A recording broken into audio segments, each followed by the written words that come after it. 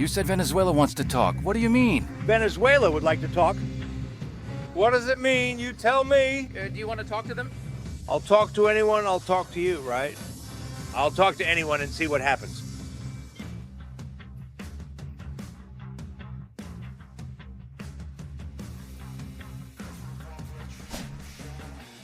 Donald Trump is setting up an international trap to capture Nicolás Maduro, and anything can happen in front of the cameras under the pretext of a diplomatic meeting.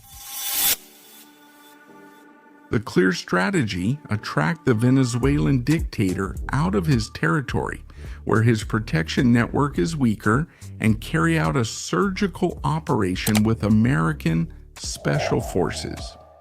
The plan is underway, and the signs have already been given publicly by Trump. The White House's dialogue proposal isn't a peace gesture, but a tactic to destabilize Maduro and make him vulnerable. The American president declared that he is willing to talk with the Chavista leader, even personally, which opens the possibility for a meeting on foreign soil.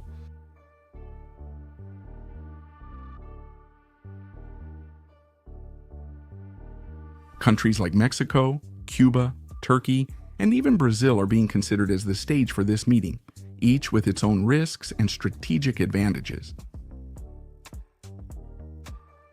This video will explain the situation and outline realistic ways to neutralize the Chavista dictator. Welcome to Vida No Cuartel.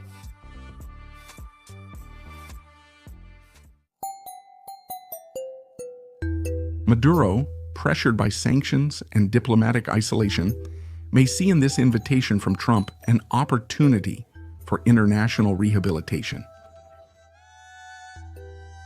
The problem is that by leaving Venezuela, he exposes himself to a coordinated capture operation. On neutral ground, away from his military and Venezuelan intelligence services, the chance of being surprised by a tactical force like the Navy SEALs or Delta Force increases considerably. The operation would be quick, precise, and silent. The United States Special Forces have a history of successful actions on foreign soil, such as capturing terrorist leaders and conducting rescue operations.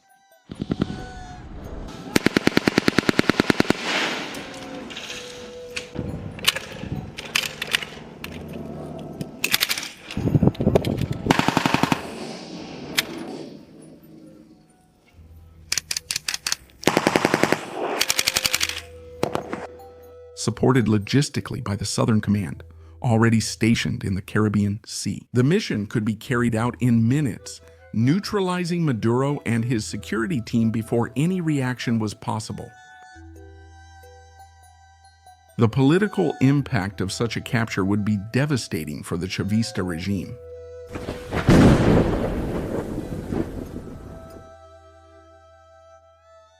The absence of Maduro would create an immediate power vacuum, provoking internal disputes and temporarily destabilizing the already fragile governmental structure of Venezuela.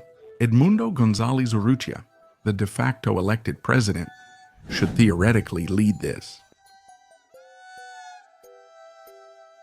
However, several of Maduro's allies who are part of Chavismo would also fight to take the presidential seat if Maduro is neutralized.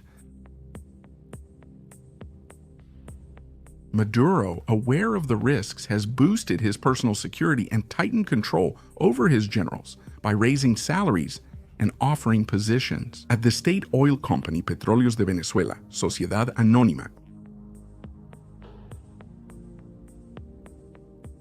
Paranoia inside the Miraflores Palace has increased, with suspicions of betrayals and constant surveillance of high-ranking members. The dictator fears that any misstep could be his last, and Trump's proposal has rattled the nerves of the regime. Will Maduro talk to Trump in person to try to ease the tense situation, or will he resist and do everything to keep the dialogue at a distance? Economic pressure, diplomatic isolation, and the need to show strength may lead him to take risks.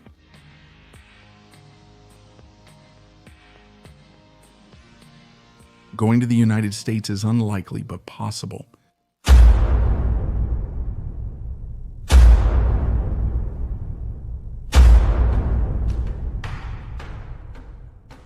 A meeting on United States territory would allow for direct capture with legal backing and full support from United States security agencies. If Maduro chooses an allied country, such as Cuba or Russia, the operation would become more complex, requiring prior agreements or clandestine actions. In countries like Mexico or Turkey, where diplomacy is more flexible, captures could be negotiated discreetly with assurances of no direct host government involvement.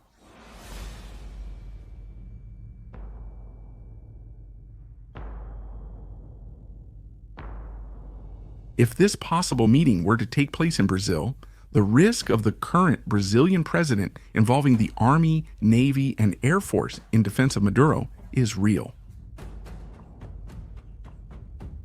The Brazilian president's close ties to Maduro have unsettled the military, who worry about unreasonable orders during a regional conflict.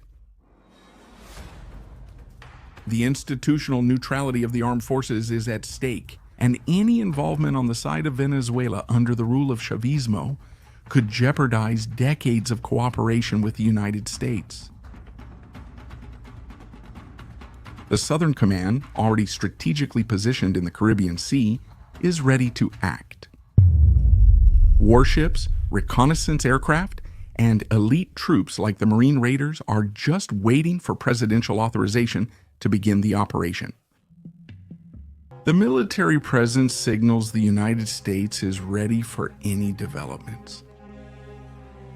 American intelligence is monitoring every move of Maduro, and even though many question why the Americans haven't captured Maduro yet, it's important to consider that an explicit invasion to capture the leader of a country is not an easy task and involves many political issues, besides the high possibility of collateral damage. Intercepted communication, suspicious movements, and confidential meetings have been analyzed in real time. The operation doesn't rely solely on brute force, but on strategic precision and deep knowledge of the target's behavior.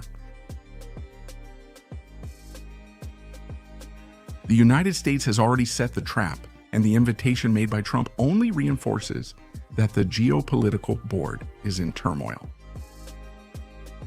The world is watching, and the outcome could happen at any moment with unpredictable consequences. History is being written, and the fall of Nicolas Maduro could be the next chapter that will change the regional landscape. Leave your comments below if you believe that this proposal from Trump to talk with Maduro is a trap, or if Trump really just wants to have a dialogue.